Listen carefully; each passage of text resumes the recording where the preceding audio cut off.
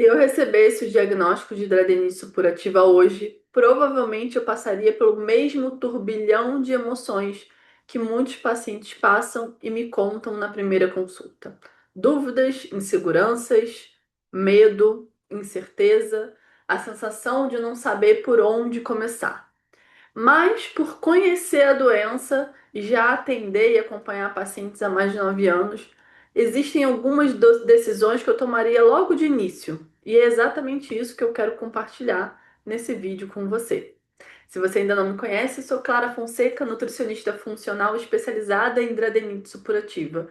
E nesse canal aqui eu compartilho informações para ajudar pessoas como você, que convivem com a doença, a entenderem essa doença melhor, melhorar o tratamento e assim, obviamente, recuperar a qualidade de vida. Uma das primeiras coisas que eu acho que é muito importante é aprender sobre a doença. Quando a gente conhece, a gente se aprofunda, vai em busca de informação, e aí, quando eu falo informação, é buscar fontes confiáveis, né?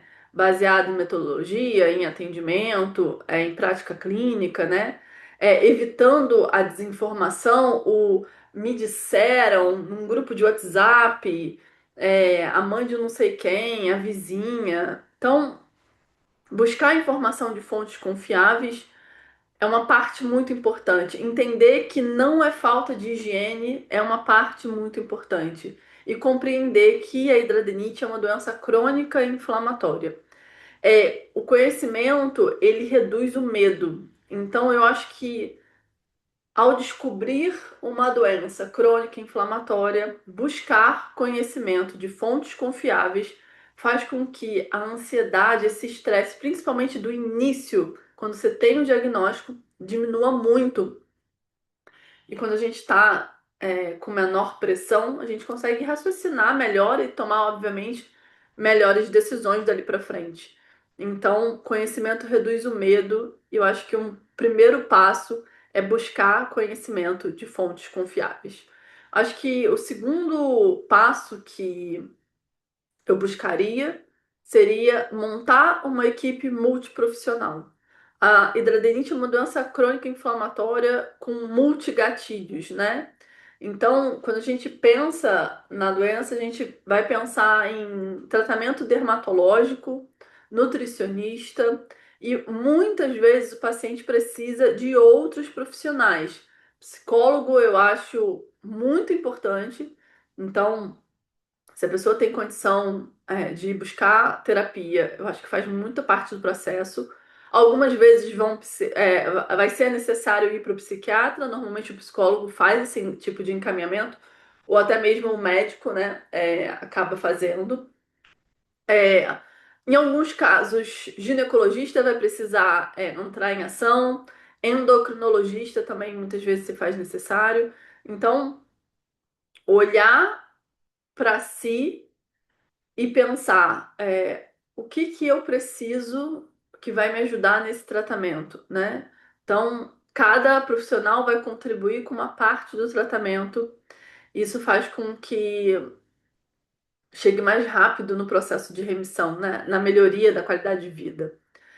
Uma outra coisa muito importante, eu investigaria o meu organismo. Então, eu tenho um vídeo aqui no YouTube, já foi postado, que eu falo de exames. Então, se você ainda não assistiu esse vídeo de exames, é, busca aqui no canal porque ele já tá postado já. É um vídeo recente, deve ser uns 2 vídeos atrás desse que você está assistindo aqui. É, e entender os exames, investigar o seu corpo, isso faz parte do processo e é uma parte bem importante, tá? Então, ir em busca de exames e de tratamento desses exames, obviamente, é uma parte importante. Outro, outra estratégia, né, se eu descobrisse, mudaria a minha alimentação de forma estratégica. Quando a gente fala de mudar a alimentação, muitas vezes a gente pensa num radicalismo de sair cortando tudo, né? E isso não é sustentável. Então, Não sairia que nem uma doida, tipo, vou cortar, vou cortar, cortar, vou viver fazendo fotossíntese de luz. Não, não. Eu começaria a primeiro observar qual é o meu padrão atual de alimentação. O que que eu ando comendo de forma bem sincera comigo mesmo. Acho que vale aqui um diário alimentar para você mesmo, sabe? Tipo, o que que eu amanheci comendo hoje? Isso, isso, isso. Registra aí uns 15 dias o que que você come normalmente. Como é que é a sua lista de compras quando você vai ao mercado? Então, isso é uma parte importante para a gente poder entender gatilho, né? Então, eu começaria a observar as respostas do meu corpo para poder fazer uma mudança de forma estratégica na minha alimentação. A gente não precisa ser perfeito na alimentação, a gente precisa construir uma rotina que seja possível. Então, o que que eu posso hoje efetivamente mudar e sustentar? Não é assim, o que eu posso mudar, mas semana que vem eu já não consigo mais. Não, o que que eu posso mudar e sustentar? Outra coisa que muita gente não fala, eu cuidaria do meu sono e do meu estresse. Como eu falei no início desse vídeo, a hidradeniite ela é muito multifatorial. Então, sono e estresse pode ser sim um gatilho de piora de processo inflamatório. Dormir melhor, reduzir estresse, e eu acho que quando a gente fala de reduzir estresse, a terapia às vezes vai ajudar muito nessa parte, né? De conseguir fazer essa manutenção de pontos de estresse ao longo da nossa rotina, da nossa vida, de até em relação à própria doença, né? Eu tenho pacientes que falam para mim, fiquei em negação do que eu precisava fazer da minha doença durante muito tempo. E isso atrasou o meu processo de melhora, porque eu negava que eu tinha a doença, com isso eu não tratava e mais me estressava porque não conseguia trabalhar, e etc, etc. Então, a redução do estresse, ela obviamente acontece também dormindo melhor, né? E também buscando muitas vezes um profissional para te ajudar nessa redução de estresse, né? Então, ter momentos de descanso.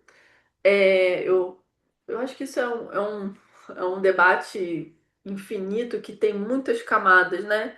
Não dá pra gente reduzir isso a é só você descansar e ponto final, né? A gente sabe que tem muitas questões envolvidas e muitas questões pessoais da vida de cada um, né?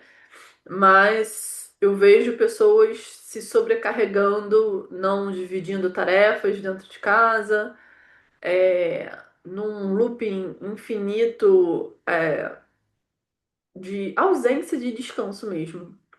E aí eu não tô, quando eu falo de ausência de descanso, o meu pensamento nessa frase não foi nem de jornadas duplas, triplas de trabalho mesmo, né?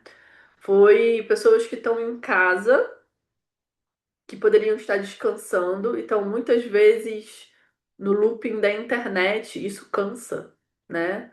Pode parecer, não, tô me distraindo. Eu sou muito a favor da gente tentar procurar formas de distração diferentes que descansem a mente e não te leve a consumir mais conteúdo e ficar com a cabeça sem parar, assim, com muita informação, né? Que a gente acaba não dando conta. Então, eu acho que isso faz parte e é, é algo que hoje eu tenho cuidado comigo. E, obviamente, se eu tivesse uma doença crônica inflamatória, eu teria mais cuidado ainda, né? Outra coisa muito interessante seria registrar a evolução. Por que registrar a evolução? E aí eu gosto tanto do que eu acabei de falar, de registro alimentar escrito, né? E junto com esse registro alimentar escrito, pontuar, assim, tipo, o que que eu comi hoje, como eu me senti hoje, triste, animada, chateada, frustrada, enfim, de manhã tava assim, de tarde já não tava bem, enfim, ter esse registro, né, das emoções ao longo do dia.